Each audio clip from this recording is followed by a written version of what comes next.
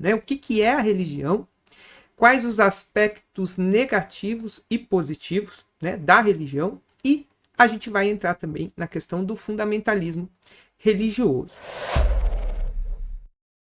Primeira coisa, vamos começar então pela definição de religião.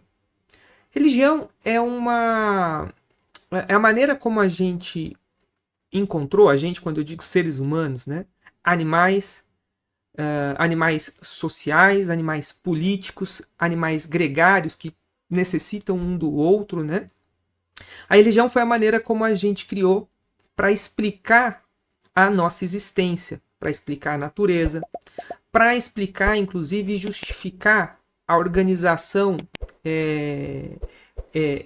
em forma de valores morais, né? A organização da vida em forma do que pode ou não se pode, do que deve ou do que não se deve fazer, né? Então tem uma carga histórica muito grande que a gente não vai aprofundar aqui, porque a ideia é que as nossas aulas elas sejam diretas, né?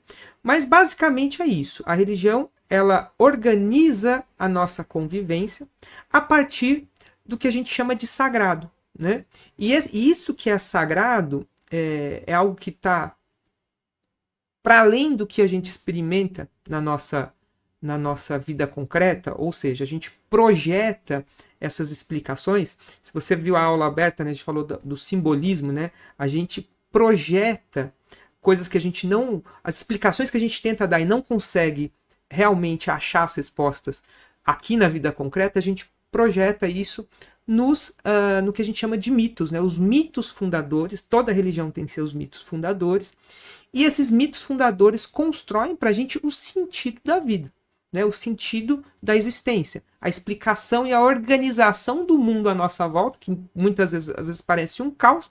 Então a religião nos ajuda a organizar. E a gente sacraliza vários sentimentos, desejos, vontades, emoções, a gente sacraliza isso em objetos, em figuras, em personalidades sagradas, e cada cultura vai produzir a sua forma de sagrado, né? A sua forma de divino. Tem um historiador muito conhecido para quem estuda religião, que é o Mircea Eliade, né?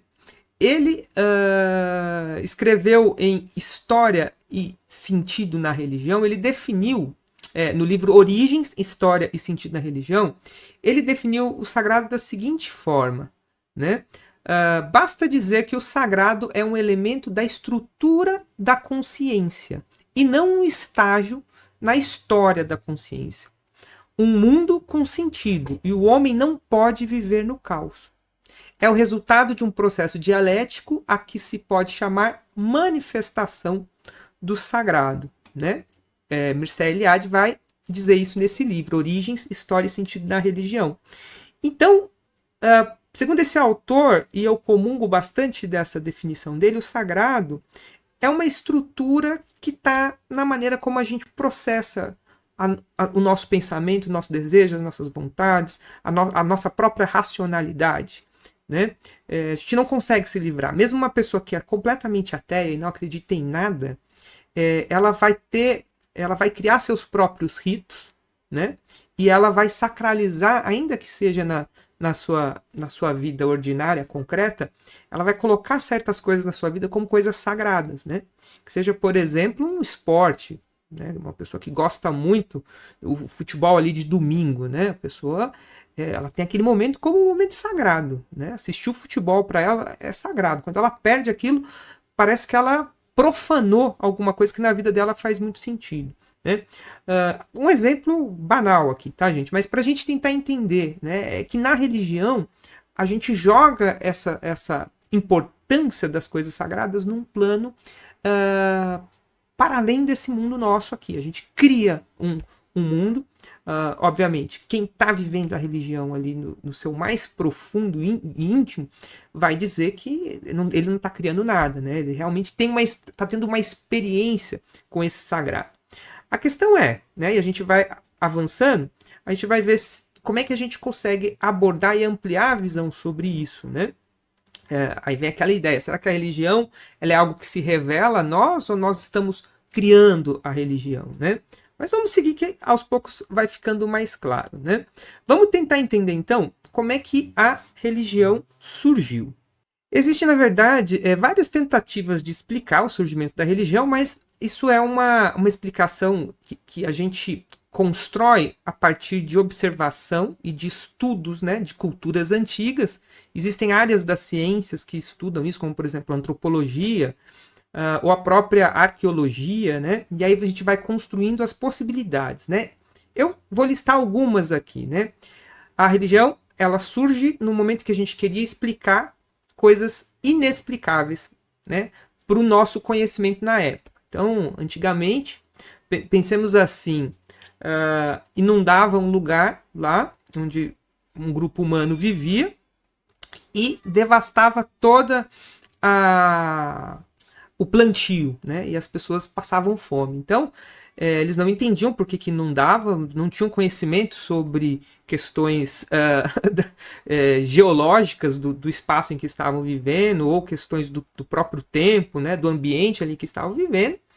E a explicação era que uma força da natureza estava, de alguma forma, castigando eles, né? Então, essa vivência, essa experiência com a natureza e muitas vezes questões que era impossível ser explicado, você começava então a achar que existia uma vontade, a natureza possui uma vontade própria, né? Porque a gente espelha a nossa própria experiência de vida humana. Nós, seres humanos, temos vontades, temos intenções, agimos no mundo. Então, quando nós somos afetados por coisas que a gente não vê exatamente, alguma força está contra nós, né? Nesse exemplo que eu estou dando. Assim surgem esses mitos fundacionais, os mitos que vão fundar as primeiras religiões, né? Uma outra possibilidade é a busca por consolo, por alívio, né? Quando o ser humano começa a desenvolver os sentimentos, o apego aos seus entes queridos, né? Então acreditar que aqueles que morriam iam para um lugar e que não morriam e que de alguma forma ainda estavam presentes de outras maneiras, né? Num lugar, olhando para nós, intercedendo por nós. Essa experiência com a morte possivelmente nos ajudou a construir explicações religiosas, né? Algumas experiências psicológicas, né? Às vezes, sei lá, tomando algum tipo de chá, consumindo alguma coisa diferente ali na natureza. Algumas coisas, não é? Hoje a gente tem o pessoal aí que consome lá a ayahuasca, né? O pessoal do Santo Daime, que tomam alguns chás de raízes e aí tem experiências psicodélicas, né? Então essas experiências, de alguma forma, lá na antiguidade, ou muito antes até, na pré-história, quando era impossível explicar cientificamente o que acontecia, então você tinha ali experiências reais que estavam sendo causadas pelo seu cérebro, na verdade, né? E sonhos, né? O que é o sonho? Essa lembrança, essa memória, essas histórias que aconteciam na experiência do sono, né? Do sono, enquanto você dorme, você sonha e parece que você vai para um outro lugar, né? Outra função, não vou dizer nem explicação, mas o que fortaleceu a existência das religiões, a permanência delas, foi o fato de que as religiões elas ajudaram a criar regras, a criar normas, né?